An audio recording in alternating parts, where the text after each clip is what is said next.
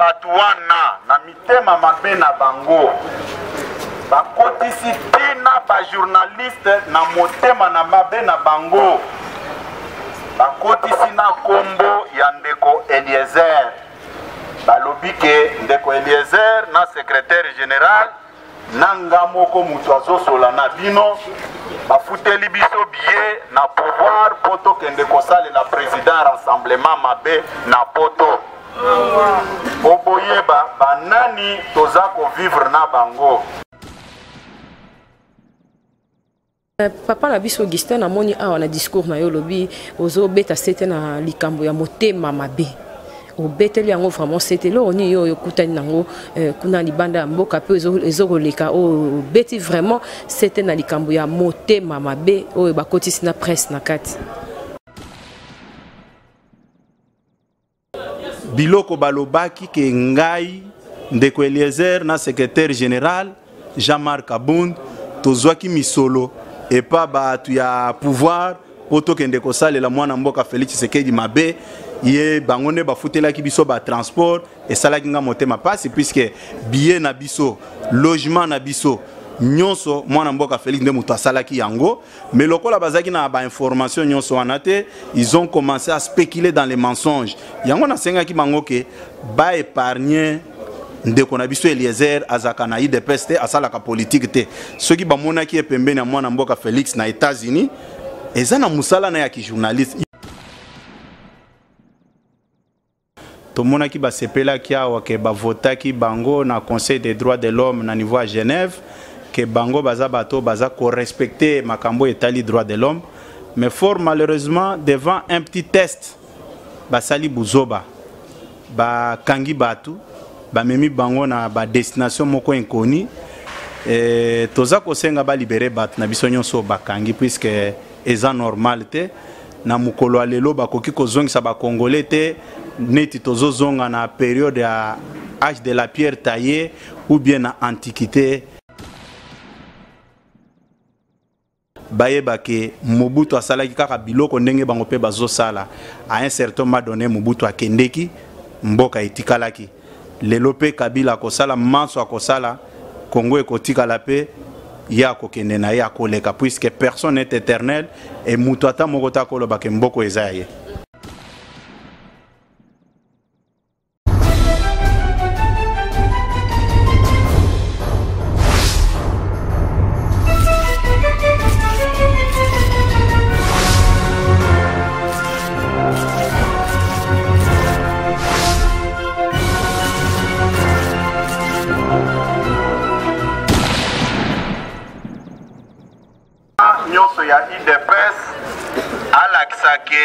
Réellement président Félix Tshisekedi Simanaye Bazali Ezaboete Lobi bino nyonso bokende koyamba ye na aéroport na 10h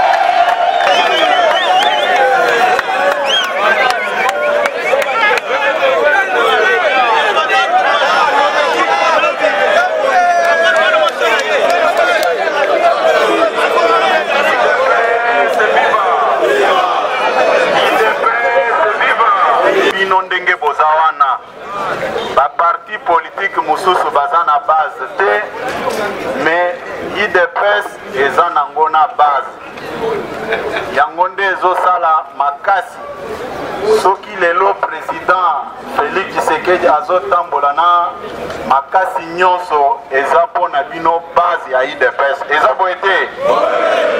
boete nakanisi banguna oyo baza lisusu na mandat te soki mutu ayebi ke Kabila komi fin mandat alobi vérité te mandat ya Kabila esilaki depuis le 19 décembre ya mbula oyo euti koleka toyokani bauti kokorompre po bazwa esika na Conseil des droits de l'homme na Genève biso tolobi toko discuter na bango te toza ko soumettre bango na exercice muke lokola balobi victoire diplomatique yo président Félix kende na yo katanga totala soki bato oyo baza ba démocrate ya solo tango mwana mboka akiti kuna balakisi na mokili mobimba ke baza ba démocrate te toyokani basali ndenge mwana alobi asali médecine tango bakotie na salle d'op ye akomi kosenga tournevis na birin po akende kopasola mutu balobi me médecine yo tangaki yango oyo nde loko bango basalaki moyen toloba chiffre exact ya bato o bakangi eza te mpo na nini baservice na biso eza kotravaille là-dessus po bapesa biso bilan exact ya bato oyo bakangi eza na bato oyo bakangaki bakutie na nzela aza ye moko banleve ye bake na ye vers une destination inconnue. IDPS viva! IDPS viva! Tu akosa bino te nalingi naloba eloko mosusu bakosaki bino mingi ke nungu ezali entre secrétaire général na président ya rassemblement eza biloko ya lukuta toyokani lelo ifo koyebisa bino makambo mosusu bandeko baza motema mabe oyo totikala meme komona te voyage au secrétaire général asalaki ya kokende poto mutu abengisaki ye na poto ezalaki président ya rassemblement. IDPS viva! IDPS viva! Tozalaki mukolo ya vendredi vers 3h du matin président abenginga alobi na tongo kutana na secrétaire général yebisa ye nazozela ye awa dirigence. IDPS viva! Soki ndeko na biso Roger oyo azaka na secrétaire général il peut témoigner aussi na bengi ye na 3h na lobi kende kotoke secrétaire général baza na ye posa vendredi wana bomona kinga tokotaki biso mibale na secrétaire général na mutuka nango sans garde du corps tokendeki biso mibale po tobando kende na likambo wana. IDPS viva!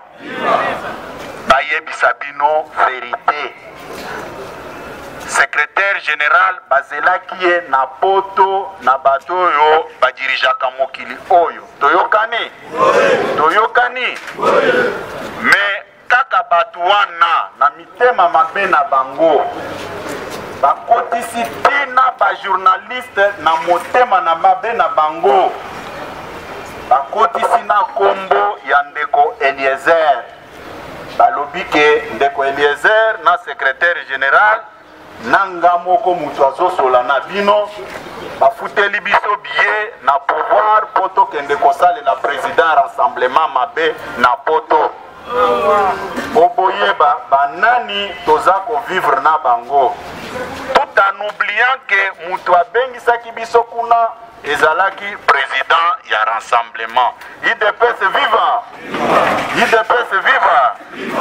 Na sololaki na secrétaire général ayebisaki nga monsieur le porte-parole tika makambo wana nga nayebisi ke secrétaire général il faut koyebisa bakombata makambo oyo bayeba yango eza boye te toye awa na siège ya IDPS toye kokutana na molobeli ya IDPS o azalaki na mboka te monsieur Augustin Kabuya o aye lelo si je me trompe pas tokoluka toyeba message nini oyo ayeli bana mboka poto tu komona auti kolobela pe bande kona biso di banda mais tokoyeba absence na ezalaki dû à nini di banda ya mboka. Bonjour monsieur Augustin Kabuya.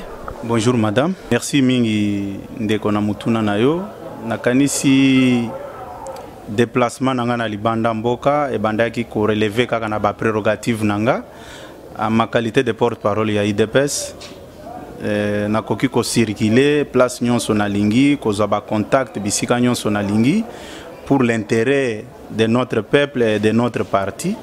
Nakanisi nde onga na salaki. Bon, qu'à cela ne tienne, le problème na zanango awa eza ya koyebisa ba Congolais, ba combattants IDPS en particulier, pour na lobby bango nyonso ba se mobiliser comme un seul homme, ba kende koyamba mwana mboka Félix Etienne Tshisekedi, oyo azozonga na mboka Katanga, mais toutefois naza ko condamner avec la toute dernière énergie na comportement irresponsable au bande konabiso ya mouvance kabiliste na ndenge ba se comporter na bango comme basala qui le 3 septembre o ya sanza o utai koleka, je parle du mois de septembre dernier, tango président Tshisekedi Félix ya bando utamboka mindele po azongawa ba pekisaki ba congolais po bayambaye. Mais à notre grande surprise lobby et mukolo uti koleka tango akomi na mboka Katanga, ils se sont comportés de la même manière. Biloko wana ezako bebisa lokumu ya mboka na biso. Tomona ki ba sepela ki awa ke ba vota ki bango na Conseil des droits de l'homme na niveau à Genève que bango baza bato baza ko respecter makambo etali droits de l'homme, mais fort malheureusement devant un petit test basali buzoba ba kangi batu ba memi bango na ba destination moko inconnue. Toza kosenga ba libérer bat na biso nyonso bakangi puisque eza normal te na mukolo alelo bakoki kozongisa ba congolais te neti tozozonga na période ya âge de la pierre taillée ou bien na antiquité, eza tout responsable te nde on kosenga ba ndeko na biso o bazana ngambo wana bayeba ke Mobutu asalaki kaka biloko ndenge bango pe bazosala. À un certain moment donné Mobutu akendeki mboka etikalaki, lelo pe Kabila kosala manso akosala Congo ekotikala pe ya kokende na ya koleka puisque personne n'est éternel et mutu ata mokota koloba ke mboko ezaye. Bongo pona 54 jours ya bakisaki pona mapona minaye. 504 jours oyo Corneille Nangaa lobaki nakanisi ke asalika volonté ya batu ya mouvance kabiliste puisque ya zo dépendre nde na bango. Soki obengi na mopanzi bosololi eza biloko ya lobi wana te, aza na conscience tranquille te, tala même temps baza ko annoncer makambo wana soki otangi otali bien na elongi na ye azaki na conscience tranquille te, mais biso toko tikela bango tenter, c'est question de vie ou de mort, ils doivent libérer le Congo. Papa na biso Augustin na moni awa na discours na yo lobi ozo beta sete na likambo ya motema mabe. Au beteli yango vraiment c'était là on y yo kutani nango kuna libanda mboka pe ezoroleka o beti vraiment c'était na likambo ya motema mabe o bakotisi na presse na kati. Oui, likambo na lobi ezo salanga soni na mawa eza motema mabe, les gens sont capables de tout. Pourquoi nazolo baba biloko wana bande konabiso o bazangi loko kosala bakotisi lukuta na kati ya combat politique tozo sala parce que makamuna yo kaki esalaki nga motema pasi batikela biso batu ya politique ke bakotisa ba journaliste na kati. Moi ça me fait pitié tango na yoki bakomi okotisa na kombo ya ndeko na biso Eliezer Tambwe na kati esalaki nga motema pasi parce que biso toza batu oyo tozo sala politique, mais Eliezer c'est un journaliste, il vient faire son travail comme tout autre journaliste. Biloko balobaki ke ngai ndeko Eliezer na secrétaire général Jean-Marc Abound tozwaki misolo et pas batu ya pouvoir poto kende ko salela mwana mboka Félix Tshisekedi mabe ye bangone bafutelaki biso ba transport et salaki nga motema pasi puisque billet na biso, logement na biso nyonso mwana mboka Félix nde mutu asalaki yango, mais lokola bazaki na ba information nyonso wanate, ils ont commencé à spéculer dans les mensonges. Yango na senga ki bango ke ba épargner ndeko na biso Eliezer azaka na IDPS te asalaka politique te. Ceux qui bamona ki epembe na mwana mboka Félix na États-Unis eza na musala na ya ki journaliste yo pe kende ko sala basala au confiance que ko sala babiloko wana. Bon, je parle de ça malgré moi, mais ce n'est pas important tout étaler biloko nyonso wana à travers ba caméra. Nde yango na ko ebisaka bandeko ke batika motema mabe na lukuta efutaka te. Tout le monde sensibilisation pour la lobby arriver à mon amboka et loko nyoko bakisa pe na bakinois pe bato nyonso bakokende na aéroport Yanjili pona koyamba mon amboka Félix Tshisekedi. Na bao bakende pona koyamba mon amboka Félix Tshisekedi tokosenga mutu nyonso azala na mouchoir ya pembe. Azana elamba pembe signe ya paix, ya kimia, ya boboto. Ba se laisser distraire na ba violence te na bato a régime a Kabila parce que baza capable de tout. Nde yango eloko na kosenga yo yango wana, na kosenga bakino yango wana. Na cause opinion na yo parce que nungu pezali entre monsieur Lengankoy na Bruno Tshibala. Pona yo okoloba nini? Na kobenda bika wana parce que balobi opposition pe bato ba remonter la bino na lisu ouais. Merci mingi ndeko na koyebiso ke ngai na travailler na Bruno Tshibala. Na lobby Bruno Tshibala aza kulutu nanga ndenge na zolo baboye ayebinga epi nga na yebiye. Et puis Olengankoy na travailler na ye ndenge na zolo baboye ayebinga nga na yebiye. Mutu akendaka ko contacter yepo na kokende na Genval avant makambo rassemblement ezanga mutu naza ko solola na yo ndeko nanga mwasi.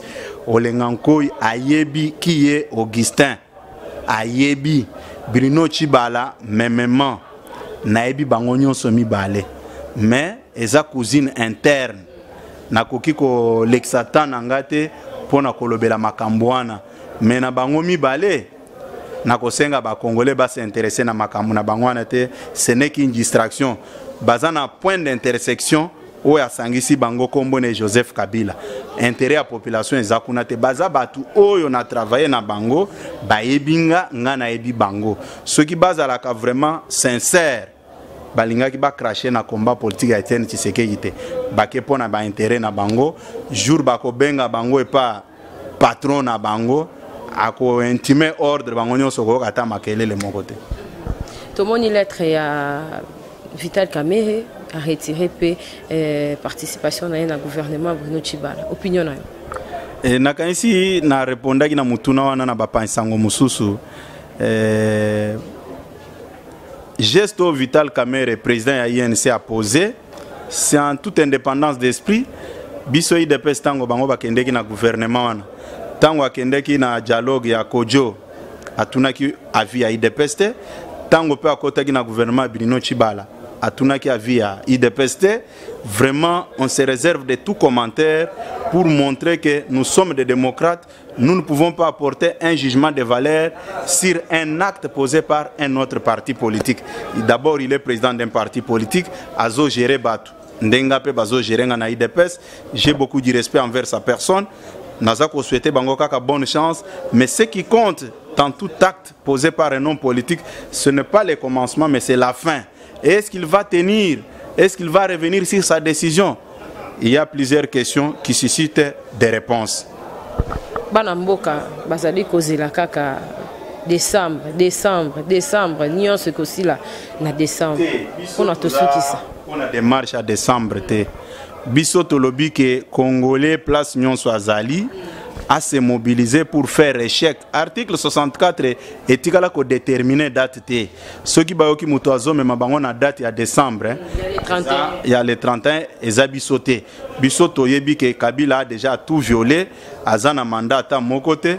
Bakope c'est décembre comme si Azaki na mandat. Toza ko s'organiser de manière à ce que au moment opportun, toko se débarrasser naie. Merci. Merci madame.